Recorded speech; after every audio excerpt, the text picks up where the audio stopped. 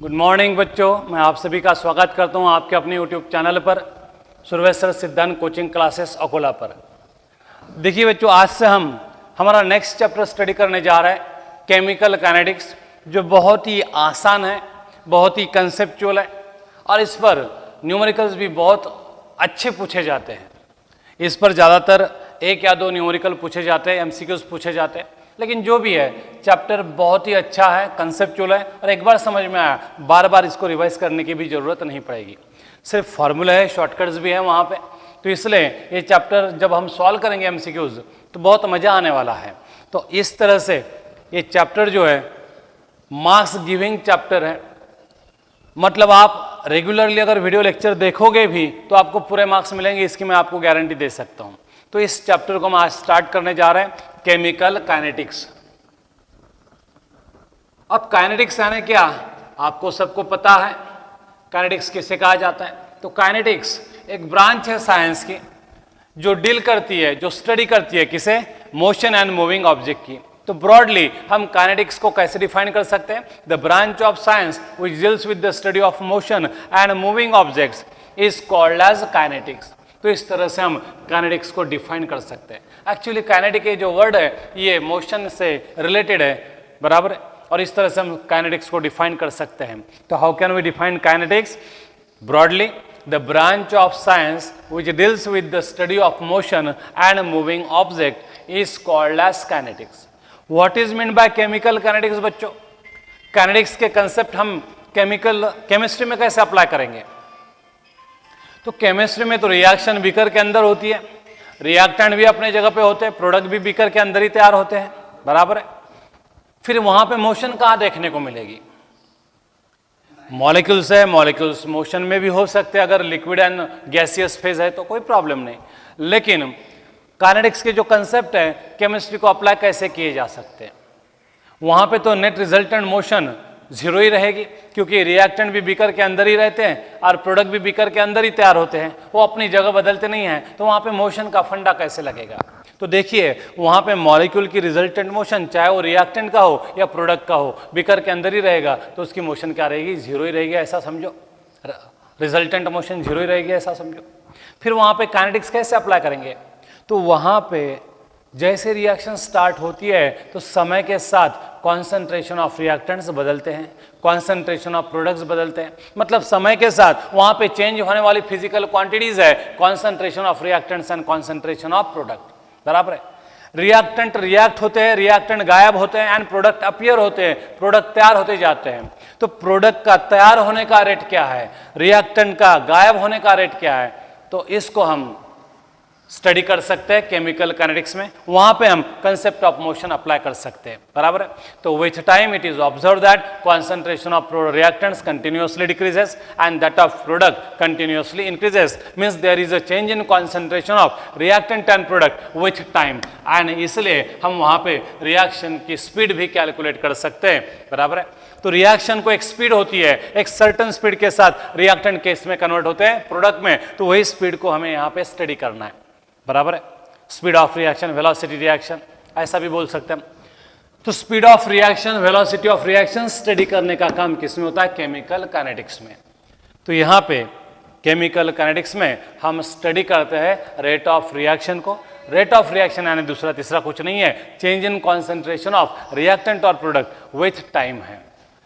अब थर्मोडायनामिक्स हमने देख लिया है, थर्मोडायनामिक्स में हम स्पॉन्टेनिटी बता सकते हैं, थर्मोडायनामिक्स में हम एंथैल्पी चेंजेस कैलकुलेट कर सकते हैं। लेकिन थर्मोडायनामिक का एक मेजर ड्रॉबैक था कि thermodynamics does not consider time as a variable, और थर्मोडायनामिक्स में टाइम को एज अ वेरिएबल कंसीडर नहीं किया गया, इसलिए हम थर्मोडायनामिक्स में रेट भी कैलकुलेट नहीं कर सकते। आज भी वो ड्रॉबैक थर्मोडायनामिक्स का कायम है। तो थर्मोडायनामिक्स में टाइम कंसीडर नहीं किया गया, इसलिए हम रेट ऑफ रिएक्शन थर्मोडायनामिक्स में नहीं बता सकते। तो उसके लिए हमने एक स्पेशली चैप्टर तैयार कर दिया, स्पेशली ब्रांच तैयार कर दी केमिकल काइनेटिक्स, जिसमें हम टाइम को कंसीडर करके रेट्स ऑफ रिएक्शन को कैलकुलेट कर सकते हैं। तो केमिकल काइनेटिक्स को कैसे डिफाइन किया जाएगा? तो ये फिजिकल केमिस्ट्री की ब्रांच है जिसमें हम किसकी स्टडी करते हैं? रेट ऑफ रिएक्शन की and factors affecting the rate of reaction. अब हम देखते हैं कभी कभी हम टेम्परेचर बढ़ाते हैं तो रेट ऑफ रिएक्शन बढ़ता है, कभी कम करते हैं तो कभी कम होता है। तो टेम्परेचर बदलने से भी रेट ऑफ रिएक्शन कम ज़्यादा होता है।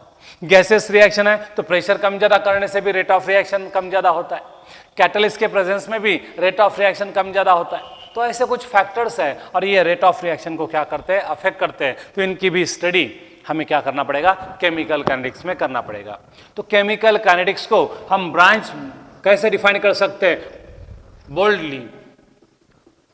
तो chemical kinetics can be defined as the branch of physical chemistry which deals with the study of rate of reaction and factors affecting the rate of reaction like temperature, pressure, concentration, presence of catalyst etc.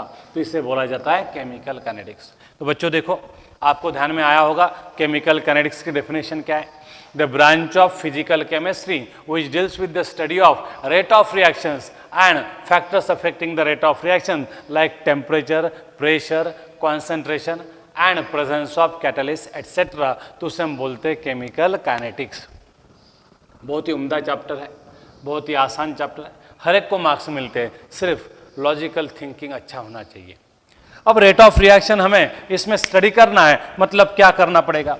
तो rate of reaction को हम आसानी से इसमें study कर सकते हैं। कैसे? तो देखिए, अब हम आगे वाला टॉपिक देखते हैं। तो रेट ऑफ रिएक्शन स्टडी करना पड़ेगा हमें केमिकल काइनेटिक्स में, उसको अफेक्ट करने वाले फैक्टर भी हम स्टडी करेंगे। लेकिन स्टडी करके फ़ायदा क्या? अगर कोई भी हम एक्शन करते हैं, उससे करने से पहले ही सोचना पड़ेगा कि इसका फ़ायदा क्या है। अगर फ़ायदा कुछ नहीं है तो स्टडी करके कुछ फ़ायदा भी नहीं होगा। केमिकल काइनेटिक्स अगर हमारे डे टू डे लाइफ में या हमारे रिसर्च लाइफ में कुछ हमें फ़ायदेमंद साबित होगा तो हम उसकी स्टडी करेंगे। लेकिन वो फ़ायदेमंद साबित ही नहीं होगा, उसका कुछ फ़ायदा ही नहीं है, तो हम अपना टाइम उसमें वेस्ट क्यों करेंगे? तो इसलिए केमिकल काइनेटिक्स हमें स्टडी क्यों करना चाहिए? तो इसके हमें फ़ायदे मालूम चाहिए। उसके कौन से फ़ायदे हैं वो अगर हमें मालूम है तो हम क्या कर सकते हैं, केमिकल काइनेटिक्स आनंद के साथ स्टडी कर सकते हैं। हमें उसका इंपॉर्टेंस मालूम होना चाहिए। तो सबसे पहला फ़ायदा यह है कि chemical kinetics gives us the rate of reaction and gives us idea about the mechanism of reaction। तो हमें ये आइडिया देता है रेट ऑफ रिएक्शन की, और उसके साथ किसके आइडिया देता है, मैकेनिज्म ऑफ रिएक्शन की। मैकेनिज्म मालूम पड़ सकता है हमें केमिकल काइनेटिक्स से, तो ये एक उसका फायदा है। तो chemical kinetics gives us idea about the rate of reaction and mechanism of reaction. दूसरा जो उसका फायदा है वो है it help us to study the effect of temperature on rate of reaction. Temperature के साथ रेट ऑफ रिएक्शन कभी ज़्यादा क्यों होता है, कभी कम क्यों होता है, ये भी हम बता सकते हैं on the basis of chemical kinetics. तो ये हमें मदद करता है how to explain the effect of temperature on rate of reaction. कभी टेम्परेचर बढ़ाने से रेट बढ़ता है तो कभी टेम्परेचर बढ़ाने से रेट कम होता है। ऐसा क्यों होता है, इसके हमें जवाब मिल जाते हैं केमिकल काइनेटिक्स में। तो ये एक फ़ायदा है। तो पहला फ़ायदा है rate of reaction and mechanism of reaction के बारे में हमें आइडिया मिलती है। दूसरा फ़ायदा ये है कि हमें effect of temperature on rate of reaction के बारे में पता चलता है।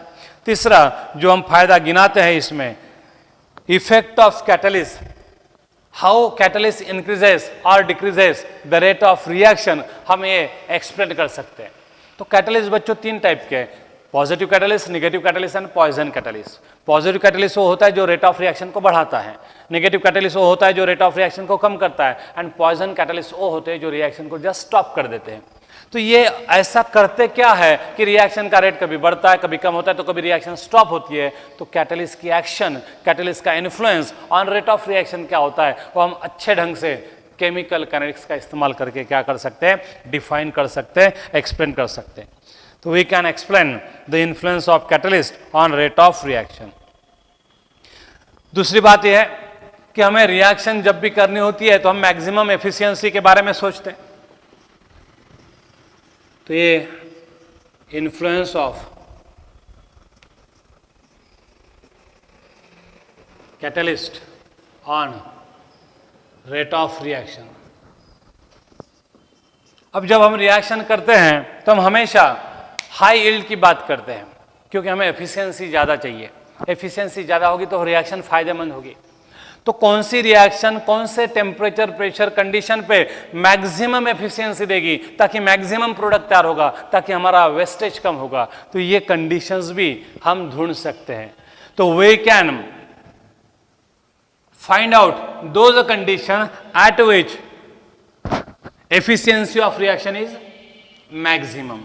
तो हम मैक्सिमम एफिशिएंसी के लिए कौन सी कंडीशंस चाहिए वो भी ढूंढ सकते हैं। तो we can find out the temperature pressure condition at which reaction is maximum efficient, maximum efficiency देती है, वो हमें क्या मिल जाएगा, कंडीशन मिल जाएगा। एंड लास्टली थर्मोडायनामिक पैरामीटर को हम स्टडी कर सकते हैं, जैसे कि एंथैल्पी चेंज है, फ्री एनर्जी चेंज है, एंट्रोपी चेंजेस है। तो we can study many thermodynamic parameters with the help of chemical kinetics like change in free energy, change in enthalpy, change in entropy, etc. तो ये इसके फायदे हैं और इन्हीं फायदों के चलते हमें इसको स्टडी करना जरूरी है।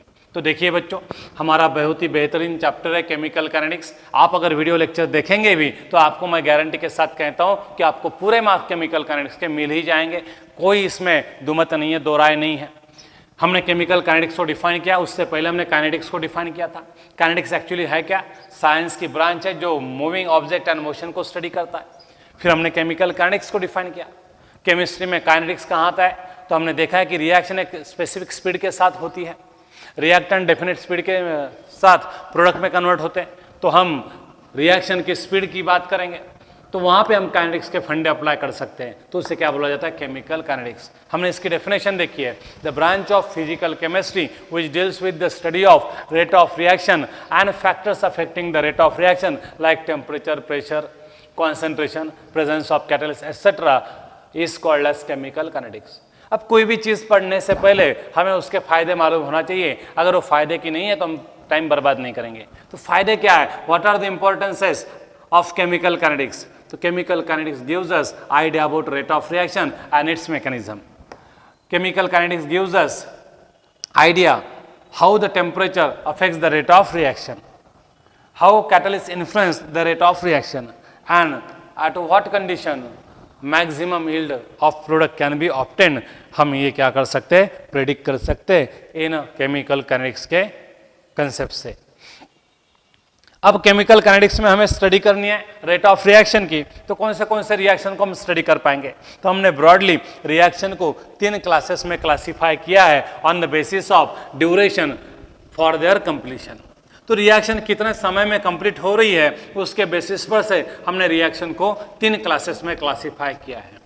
Very fast reaction. अब केमिकल काइनेटिक्स में each and every reaction study की जाती है ऐसा नहीं है। कौन सी रिएक्शन केमिकल काइनेटिक्स में स्टडी की जाती है, क्या सारी रिएक्शन केमिकल काइनेटिक्स में स्टडी कर पाना पॉसिबल है। तो इसके लिए हमें एक पॉइंट देखना पड़ेगा, कौन सा, क्लासिफिकेशन ऑफ रिएक्शन। तो सिंपलिसिटी मेंटेन करने के लिए बहुत सारी रिएक्शंस है, सबको स्टडी करते बैठेंगे तो बहुत डिफिकल्ट जाएगा। तो हमने सिंपलिसिटी मेंटेन करने के लिए कौन सी रिएक्शन को केमिकल काइनेटिक्स के अंदर पढ़ा जा सकता है वो देखने के लिए हमने रिएक्शन को क्लासिफाई किया on the basis of duration required for their completion. तो पहला कैटेगरी है वेरी फास्ट रिएक्शन, या वेरी फास्ट रिएक्शन बोला तो भी चलेगा। तो वेरी फास्ट रिएक्शंस किसे कहते हैं, ऐसी रिएक्शन जो माइक्रो सेकंड में, नैनो सेकंड में, पिको सेकंड में कंप्लीट होती है, मतलब बहुत ही कम टाइम इंटरवल में कंप्लीट हो जाती है। ऐसे रिएक्शन को हम क्या बोलते हैं, very fast reaction. The reactions which complete in a very small time interval, say microsecond, nanosecond और picosecond, are called as very fast reaction। जैसे कि न्यूट्रलाइजेशन है, एसिड और बेस डालते बराबर तुरंत रिएक्ट हो जाते, न्यूट्रलाइज हो जाते, और न्यूट्रलाइजेशन को कंप्लीट होने के लिए कितना समय लगता है, 10⁻⁻14 सेकंड, मतलब पिकोसेकंड से भी कम। तो जो रिएक्शन कंप्लीट होने के लिए बहुत ही कम समय लेता है उस रिएक्शन को हम बोलेंगे very fast reaction. How can we define the reaction which completes in very small time interval, से microsecond, nanosecond, picosecond etcetera, are called as very fast reaction. Very fast reactions कौन होंगे, जनरली वेरी फास्ट रिएक्शन का हमारे पास example है ionic reaction. तो जो भी रिएक्शंस आयोनिक स्पेसिस के बीच में होती है वो रिएक्शन जनरली क्या होती है, वेरी फास्ट रिएक्शन होती है। अगेन एग्जांपल लेते हैं न्यूट्रलाइजेशन का। Aqueous solution of acid and base को मिक्स करते हैं तो aqueous solution of acid and base क्या होता है रे, एक्वस सॉल्यूशन ऑफ आयंस होता है। एक्वस NaOH मतलब aqueous Na positive and NaOH negative ion, aqueous HCl मतलब aqueous H positive ion and aqueous Cl negative ion. तो आयन के बीच में होने वाले रिएक्शन को हम आयनिक रिएक्शन बोलते हैं, जिसमें न्यूट्रलाइजेशन है, प्रेसिपिटेशन है। ऐसी जो आयोनिक रिएक्शंस हैं वो बहुत ही स्मॉल टाइम इंटरवल में कंप्लीट हो जाती है। ऐसे रिएक्शन को हम बोलते हैं वेरी फास्ट रिएक्शन। ये तो मैंने एग्जांपल दिया, माइक्रोसेकंड, नैनोसेकंड, पिकोसेकंड में कंप्लीट होने वाले रिएक्शन को क्या बोला जाता है, वेरी फास्ट रिएक्शन। क्या हम ऐसे रिएक्शन को केमिकल काइनेटिक्स में स्टडी कर पाएंगे बच्चों? अगर आप एक रोड पे बैठे हुए हो, हाईवे पर, हाईवे भी 4 लेन है और एकदम टॉप रोड है, मतलब गियर चेंज करने की जरूरत नहीं है, और आपके पास गाड़ी भी बहुत मतलब अच्छी गाड़ियां हैं हाई स्पीड से चलने वाली, तो आप रोड पर बैठे हो, रोड के किनारे, और दूर से एक गाड़ी आई और 400 के स्पीड से आपके सामने से चली गई, 400 किलोमीटर पर आवर के स्पीड से। अब बहुत ही ज्यादा स्पीड से उस आदमी ने गाड़ी चलाई, उसके पीछे पुलिस उसका पीछा करते करते आए। अब गाड़ी की स्पीड बहुत ज़्यादा थी और पुलिस की गाड़ी की स्पीड उतनी ज़्यादा नहीं है, सिंपल सी गाड़ियाँ रहती है उनके पास। तो पुलिस ने आपको पूछा क्यों भाई यहाँ से गाड़ी गई? आप बोलेंगे हाँ यार गाड़ी गई, बहुत ज़ोर से गई। उसका कलर कौन सा था बता पाओगे? गाड़ी इतने स्पीड से गई कि आप देखने से पहले गाड़ी आपके नज़र से ओझल हो गई, बराबर है। मतलब वो गाड़ी का कलर क्या था ये ठीक से दिखने से पहले गाड़ी आपके नज़र से छूमंतर हो गई। उस गाड़ी का नंबर क्या था नहीं देख पाओगे क्योंकि गाड़ी बहुत ज़्यादा स्पीड से गई। तो उस गाड़ी का डाटा कलेक्ट करने के लिए जितना समय चाहिए आपके ब्रेन को, उतना समय आपको नहीं मिला, और इसलिए आपने गाड़ी का कलर भाप नहीं पाया। आप गाड़ी कौन चला रहा था, आदमी चला रहा था, औरत चला रही थी, ये नहीं देख पाए। आप उस गाड़ी का नंबर नहीं देख पाए, वो गाड़ी का मैन्युफैक्चर किस कंपनी ने किया ये भी आप नहीं देख पाए, क्योंकि गाड़ी उतने फास्ट से चली गई। तो ये जो डाटा कलेक्ट करने के लिए समय चाहिए होता है, वो समय आपके आंखों को नहीं मिला, इसलिए गाड़ी का ये जो भी डाटा है आप कलेक्ट नहीं कर पाए, आप उस गाड़ी की स्टडी नहीं कर पाए। इसलिए पुलिस ने जो आपको सवाल पूछे हैं उनका आप कुछ भी आंसर नहीं दे पाओगे, क्योंकि आप बोलोगे कि गाड़ी इतने फास्ट से गई कि समझ में नहीं आया कि कौन चला रहा था, उसका नंबर क्या है, उसका कलर भी तो नहीं समझ में आया, इतने फास्ट से चली गई। तो इसलिए फास्ट मूविंग ऑब्जेक्ट को हम अच्छे से स्टडी नहीं कर सकते, क्योंकि उसका डाटा कलेक्ट करने के लिए हमें जो सफिशिएंट टाइम चाहिए वो नहीं मिलता है। वैसे ही यहाँ पे वेरी फास्ट रिएक्शन को स्टडी करने के लिए, इसका रेट कैलकुलेट करने के लिए जो सफिशिएंट टाइम हमें मिलना चाहिए वो नहीं मिलता, क्योंकि कुछ समझने से पहले ही, पल के लपकने से पहले ही रिएक्शन खत्म भी हो जाती है, तो उसे स्टडी कैसे करें? तो ये वेरी फास्ट रिएक्शंस को हम केमिकल काइनेटिक्स में स्टडी नहीं कर सकते। तो वेरी फास्ट रिएक्शन समझ में आई? The reaction which completes in very small time interval, से microsecond, nanosecond, picosecond etcetera, are called as very fast reaction. Generally ionic reactions are the example of very fast reaction. For example, neutralization, precipitation. We cannot study very fast reaction under the heading of chemical kinetics because we never get sufficient time for collection of data. दूसरी reaction है very slow reaction. अब very slow reaction को हम क्या study कर पाएंगे? तो very slow reaction किसे बोलेंगे? ऐसी रिएक्शन जिसको खत्म होने के लिए सदियां लगती है, सैकड़ों साल लगते हैं, कई साल लगते हैं। ऐसे रिएक्शन का डाटा कलेक्ट करना भी हमसे पॉसिबल नहीं होता, क्योंकि हमारी उम्र है 60-70 साल की, उसमें से 10-15 साल तो वैसे ही चले जाते हैं, समझ में आने लगता है, तब से हम स्टडी करेंगे, और आखिरी के 10-15 साल हम कुछ करने के लायक नहीं रहते बुढ़ापे में। इसलिए हमें जिंदगी में अच्छे खासे प्रोग्रेस करने के लिए, कुछ स्टडी करने के लिए 30-35 साल है, आप बहुत ज़्यादा बोलो तो 40 साल मिलते हैं। अब 40 साल में रिएक्शन कंप्लीट होती तो उसको स्टडी कर पाते। अगर कोई रिएक्शन 150 साल लगाती है कंप्लीट होने के लिए, तो हम रिएक्शन खत्म होने से पहले हम खत्म हो जाएंगे। तो उस रिएक्शन को स्टडी करेंगे कैसे? बराबर ना? उस रिएक्शन का डाटा कलेक्ट करने से पहले हम चल बैठेंगे तो फिर उसको स्टडी नहीं कर पाएंगे। तो वेरी स्लो रिएक्शन जो है, जिनको कंप्लीट होने के लिए कई साल लगते हैं, सैकड़ों साल लगते हैं, मिलियंस ऑफ ईयर्स लगते हैं, ऐसे रिएक्शन को वेरी स्लो रिएक्शन बोला जाता है। और इन्हें भी हम स्टडी नहीं कर सकते, क्योंकि हमारे लाइफ स्पैन से इनका लाइफ स्पैन क्या है, ज़्यादा है। हम खत्म हो जाएंगे लेकिन रिएक्शन खत्म होने का नाम नहीं लेंगी। इसलिए ऐसे रिएक्शन को भी हम केमिकल काइनेटिक्स में स्टडी नहीं कर सकते। The reactions which complete in very very long time interval, से hundreds of year, thousands of year, millions of year, etc., is called as very very slow reaction, and such reaction cannot be studied under the heading of chemical kinetics. तो ये भी reaction को हम study नहीं कर सकते। अब तीसरी कैटेगरी है मॉडरेटली स्लो रिएक्शन, मतलब ज़्यादा स्लो भी नहीं और ज़्यादा फास्ट भी नहीं, मॉडरेटली स्लो रिएक्शंस। अब जो रिएक्शन मॉडरेट टाइम इंटरवल में कंप्लीट होती है, ऐसे रिएक्शन को हम क्या बोलते हैं? Moderately slow reaction. The reaction which completes in a moderate time interval, से सेकंड्स और मिनट्स और आवर्स और days et cetera, is called as moderately slow reaction. अब 400 सेकंड लग रहे, 200 मिनट लग रहे, 10 घंटे लग रहे, 10 दिन लग रहे, या फिर 1 साल लग रहा, तो ये मॉडरेट टाइम इंटरवल है। और ऐसे टाइम इंटरवल में खत्म होने वाले रिएक्शन को हम मॉडरेटली स्लो रिएक्शन बोलते हैं। और ये टाइम इंटरवल प्रॉपर है डाटा कलेक्ट करने के लिए, तो फिर हम केमिकल काइनेटिक्स यहाँ पे आसानी से स्टडी कर पाएंगे। इसलिए केमिकल काइनेटिक्स में इन तीनों में से सिर्फ किसे स्टडी किया जाता है? मॉडरेटली स्लो रिएक्शन को। How can we define moderately slow reaction? The reactions which complete in moderate time interval, से seconds, minutes, hours or days or few years etc. are called as moderately slow reactions. अब moderately slow reactions होते कौन है? तो हमने देखा है, तो जनरली जिस रिएक्शन में मॉलिक्यूलर स्पेसीज इन्वॉल्व होती है, आयंस नहीं मॉलिक्यूल्स इन्वॉल्व होते हैं, ऐसे रिएक्शन को हम बोलते हैं मॉलिक्यूलर रिएक्शन। और ऐसी रिएक्शन मॉडरेटली स्लो रिएक्शन में आती है। जैसे आप स्टेरिफिकेशन करते हो, बराबर है, या फिर हाइड्रोलिसिस ऑफ ईस्टर करते हो, फॉर्मेशन ऑफ ईस्टर और हाइड्रोलिसिस ऑफ ईस्टर, सब में मॉलिक्यूल ही इन्वॉल्व है, कोई आयनिक स्पेसीज नहीं है वहाँ पे। तो ऐसे रिएक्शन को सफिशिएंट टाइम इंटरवल लगता है, मॉडरेट टाइम इंटरवल लगता है, और हम डाटा कलेक्ट करने के लिए यहाँ पे सक्षम हैं, और इसलिए हम मॉडरेटली स्लो रिएक्शन को स्टडी कर पाते हैं रेट ऑफ रिएक्शन स्टडी करने के लिए। तो out of this 3 type of reaction, only this kind of reaction can be studied under the heading of chemical kinetics. और मॉडरेटली स्लो रिएक्शन का एग्जांपल कौन है बच्चों? Molecular reaction. तो जिस रिएक्शन में मॉलिक्यूल्स इन्वॉल्व होते हैं, ना कि आयंस, उसे बोला जाता है मॉलिक्यूलर रिएक्शन। और ऐसे रिएक्शन का स्पीड जो है वो मॉडरेट होता है, वो टाइम इंटरवल भी सफिशिएंट टाइम इंटरवल में कंप्लीट होता है। तो डाटा कलेक्ट करने के लिए सफिशिएंट टाइम मिल जाएगा, तो हम उसे स्टडी कर पाएंगे रेट कैलकुलेट करने के लिए।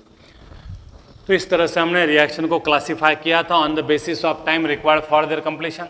बहुत कम समय लगता है तो फिर उसे बोलेंगे हम फास्ट रिएक्शन, बहुत ज़्यादा समय लगता है तो उसे बोलेंगे हम very very slow reaction, and moderate time लगता है तो हम उसे बोलेंगे मॉडरेटली स्लो रिएक्शन। और ऐसे मॉडरेटली स्लो रिएक्शन को ही हम केमिकल काइनेटिक्स में स्टडी करेंगे, बराबर है। मॉडरेटली स्लो रिएक्शन का एग्जाम्पल क्या है? Molecular reaction. एक एग्जाम्पल दे सकते हैं हम, हाइड्रोलिसिस ऑफ ईस्टर या फिर फॉर्मेशन ऑफ ईस्टर। इसमें मॉलिक्यूलर स्पेसीज इन्वॉल्व होती है और इसलिए इन्हें मॉलिक्यूलर रिएक्शंस भी बोला जाता है। तो हम मॉलिक्यूलर रिएक्शन को स्टडी कर सकते हैं, समझ में। अब what is mean by rate of reaction बच्चों? तो रेट ऑफ रिएक्शन किससे बोलेंगे? तो समय के साथ, समझो हमने एक रिएक्शन ले ली इमेजिनरी, जिसमें रिएक्टेंट ए है और प्रोडक्ट भी है। समझो मैंने इसके 10 मोल लिए थे इनिशियली, इसके कितने रहेंगे मोल? 0। अब जैसे जैसे समय बीतेगा वैसे वैसे रिएक्टेंट की क्वांटिटी कम होगी एंड प्रोडक्ट की क्वांटिटी बढ़ती जाएगी। तो हमने देखा कि which time concentration of reactant goes on decreasing and that of product goes on increasing, मतलब टाइम के साथ कॉन्सेंट्रेशन नाम का वेरिएबल रिएक्टेंट प्रोडक्ट का बदलते जा रहा है।